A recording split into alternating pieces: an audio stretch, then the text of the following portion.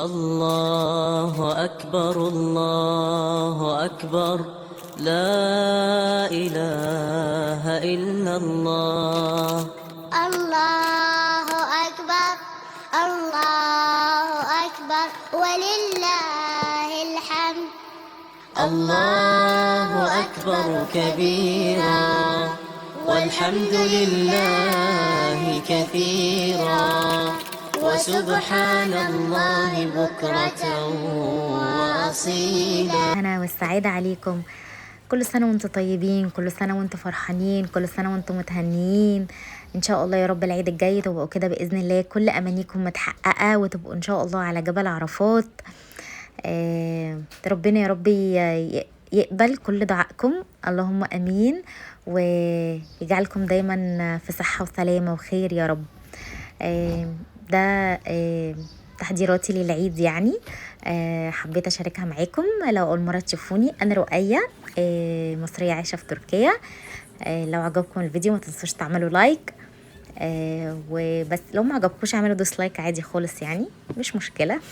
بس المهم احنا عملنا مع بعض، نظفنا البيت تنظيف عامل جدا، الصاله وكل حاجه، وانا نظفت المطبخ، ما نظفتهوش معاكم بس نظفته. انتوا اكيد زهقتوا من تنظيف المطبخ كل شويه، بس دي الحاجات اللي انا بحب اعملها عشان اصحى الصبح بقى يوم العيد فاهمين كده، فاهمين، متفائله كده، اللي هو الحمد لله كل حاجه في مكانها.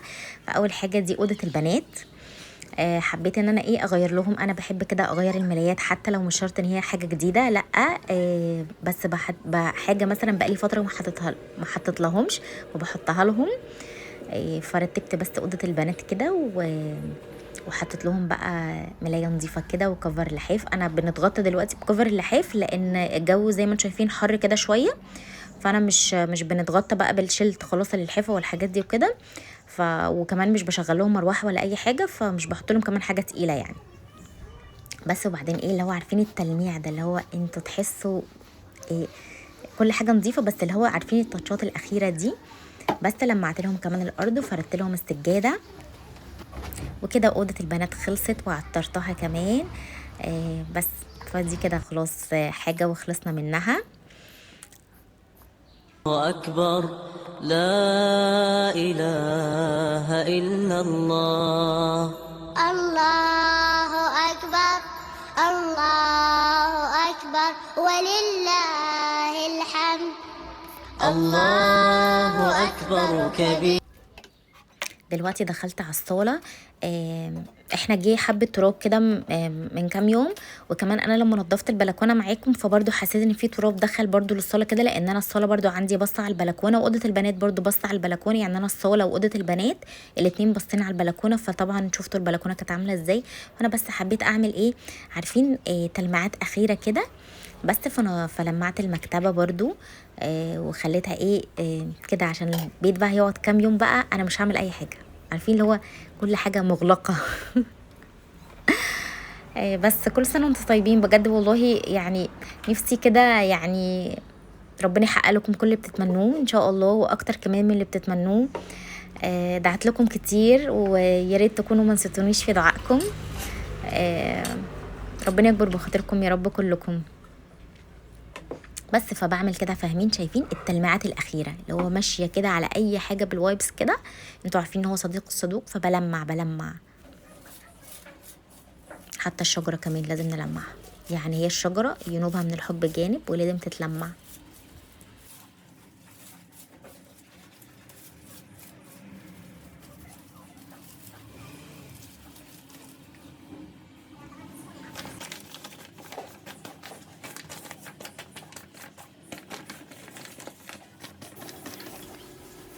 ولو انتم ما شفتوش الفيديو بتاع التغيير بتاع الصاله روحوا شوفوه دلوقتي، لان هتعرفوا ان هنا كان مكان التي في وانا شلته وحطيته عند الحيطه الرمادي.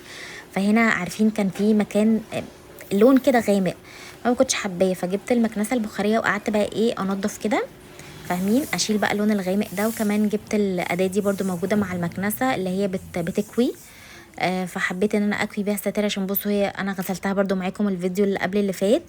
فبصوا هي شكلها عامل ازاي. حاولت اكويها والله على قد ما اقدر، يعني هي اتكوت نص كويه بس هي جميله برده، هنستقبل بيها العيد مش هتقول لا يعني. بس كده وخلصنا من كوي الستاير. وبعدين بقى كانت الركنه من مكان البنات طبعا قاعدين عليها وكده، واحنا خلاص اجازه، فكانت متطربه شويه، فحبيت بس ان انا برضو عارفين اللي هو الحاجات اليوميه دي، بس انا عملتها النهارده علشان ايه، هي خلاص بقى هتوفر عليا. الموضوع ما خدش مني على فكره 10 دقايق بالظبط، يعني مثلا لا نص ساعه بس، اللي هو كل حاجه في مكانها، اللي هو تلميع وتنفيض وكده كده كده كده كده وخلاص. وقعدت بقى وحسيت ان خلاص كل حاجه حواليا الحمد لله نظيفه ومترتبه وكل حاجه في مكانها، فالموضوع ما خدش اي حاجه بس. وبعدين كمان هعمل معاكم بقى توزيعات العيد بقى وحركات. بحب قوي الفقره دي، اكتر فقره بحبها والله، ان انا اقعد احط الحاجات على السفره كده وننفخ البلالين وكده. بس هو الصراحه البلالين محمد والبنات نفخوها من بالليل عشان ايه يحمسهم كده ليوم الوقفة يعني.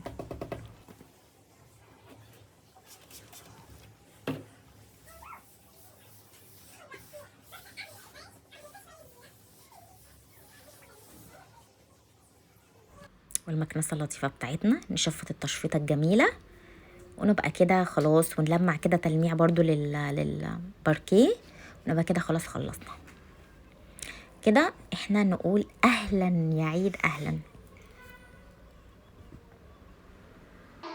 الله أكبر كبيرا والحمد لله كثيرا وسبحان الله بكرة وأصيلا. خلاص بقى دلوقتي خلصت كل حاجة. دلوقتي هحط المفرش على الترابيزة، يعني نحط بقى عارفين التاتشات الاخيره كده الديكوريه كده، عارفين دي ازازه حاجه ساقعه بقى اوريها لكم.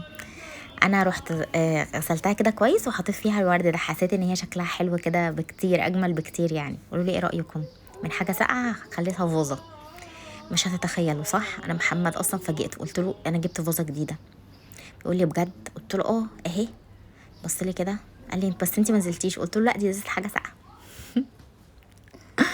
بصوا ده الشكل النهائي، ما شاء الله اللهم بارك.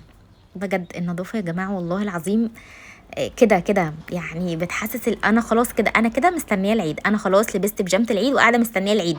كل سنه وانتم طيبين كلكم يا رب. الله أكبر كبيرا والحمد لله كثيرا وسبحان الله بكرة وأصيلا. نعطر بقى، وبعد شويه كمان هشغل البخور. انا بحب ده معطر، ده عارفين اللي هو المنعم بتاع الملابس، بحط عليه ميه وبمشي بقى على كل حاجه كده، فعارفين بتحسوا بجد بريحه نظافه مش طبيعيه.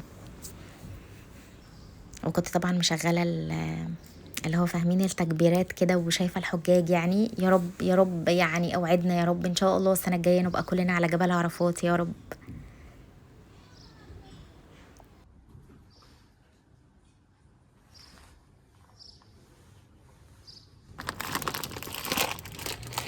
وطبعا ما ننساش ان احنا ناكل الصغار بتوعنا، دول الصغار بتوع محمد هما اللي بيهتم بيهم دايما بصراحه. بس النهارده حبيت احط لهم الاكل، ده الاكل بتاعهم. احنا كل يوم بنحط لهم اكل وميه عشان الجو حر برده وكده، فهم بيبقوا يا عيني جعانين يعني. العصافير والحمام واليمام ده الكائنات الصغننه دي، فهم خلاص حافظين مكاننا يعني، وبيقعدوا يعملوا عشه هنا. كانوا حاطين بيضه هنا وبس خدوها هنا بقى. مش عايزه اقول لكم البنات كانوا فرحانين قد ايه بقى. بصوا جبتهم بقى يرموا البلالين بقى بصوا اهم حاجه بجد افرحوا العيد فرحه يعني، حتى لو عندنا حاجات قد كده بس افرحوا، فرحوا ولادكم وفرحوا اللي حواليكم، العيد فرحه. بصوا هنا محمد طبع لهم الحاجات دي الخرفان يعني وكده، وهما بقى كانوا فرحانين جدا ومتحمسين، بالرغم ان احنا نضفنا وعملنا بس سبتهم عادي يبهدلوا. بس بعدين اللي خليتهم لموا يعني البهدله، هما قعدوا بقى يعملوا اشكال الخروف كده، يحددوا الشكل بالظبط، وانا قعدت ابخر. كل حد فينا كان بيعمل حاجه يعني، وهم فرحانين قوي ومبسوطين اصلا بفكره ان في عيد بقى ولسه في هدايا العيد وحركات وكده. احنا ذكريات في حياه ولادنا، ابنوا ذكريات حلوه علشان اما يكبروا يفتكروها. يعني انا لحد دلوقتي فاكره بابا الله يرحمه كان بيعمل لنا ايه في العيد، والهدايا اللي كان بيجيبها لنا، يعني هو نفس اللي كان بيعمله انا دلوقتي بعمله مع جوري وخديجه. عشان هم كمان يفتكروني انا ومحمد يعني. هنا بقى دي توزيعات العيد. ده فشار عادي خالص يا جماعه والله. جبت عملت حلتين فشار كده محترمين، ودي اللي هم قصقصوها الخرفان دي. على فكره انا جايبه الاشكال دي من على بنترست، ابلكيشن كده حلو قوي، بتلاقوا عليه اشكال جميله جدا. طبعناهم، وبعدين الاشكال اللي انتوا عايزينها، وبعدين خلاص بجيب الكيس التلاجة العادي خالص، وبعدين قصيته ربطته، قصيت الزياده وحطيت الخروف بالدباسه، وعملت كده. بصوا بجد شكل الخروف وشكله حلو جدا ومبهج جدا ويفرح قوي. انا هعمل كمان بالليل كميه اكتر علشان نعملها برده في اكياس كده، وان شاء الله نوزعها على الاطفال بعد الصلاه باذن الله. المره دي حبيت ان توزيعات العيد تكون مختلفه يعني، عشان ايه تبقى شبه العيد يعني وكده. والصراحه انا ما قدرتش اعمل لهم حاجه خالص للعيد يعني، بس كنت او حاجات، فجبت الحاجات دي احنا بنحبها جدا، فجبت منها وقلت كده احطها لهم. ممكن يشربوها مع كوبايه شاي بلبن، هم البنات يشربوا لبن معاها اي حاجه. بس فحبيت ان هي تكون حاجات ايه سهله كده، وهسهل على نفسي وهسهل عليهم كمان وهفرحهم، وكلنا هنفرح. بصراحه انا زيهم بفرح قوي بالعيد وبالحاجات دي. قولوا لي انتوا بتعملوا ايه في العيد وبتفرحوا ازاي وبتحبوا تعملوا حاجه بايديكم؟ انا الصراحه بحب كل عيد اعمل حاجه بايديا، بس المره دي كنت حاسه ان انا مش قادره مجهود التنظيف بتاع الشقه وكده. حاسه ان انا خلاص لا يعني، وان حسيت ان انا النهارده كنت عايزه يعني اتفرغ اكتر للعبادات يعني وكده. فمش هعمل انا بصراحه حاجه وكده. انا لسه كنت من كام يوم عامله لهم كيك وعامله لهم حاجات، فقلت لا هجيب حاجات كده سهله وبسيطه بس وهعملها لهم برضو. وهنا دي الهدايا بتاع جيري وخديجه.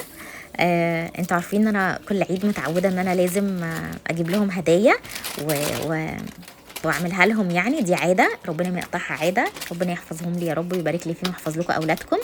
جايبه لهم الحاجات اللي هم بيحبوها، جبت لهم لعبه وجبت لهم كمان زي ما انتوا شايفين، مش عارفه اقول عشان هم قاعدين جنبي وانا بعمل فويس وهم ما شافوش الحاجات دي لسه، هيشوفوها بكره ان شاء الله، يتفاجئوا بيها بكره بعد صلاه العيد. قلنا لهم هم شايفينها على السفره وكل حاجه، بس هم مش عارفين جواها ايه، عشان كده انا دبستها عشان ان شاء الله هم هياخدوا كل واحده الهديه بتاعتهم بكره. بس وحطت لهم كده بالونه، وحطت لهم كمان الخروف، وخلاص كمان الهدايا بتاع جوري وخديجه جاهزه.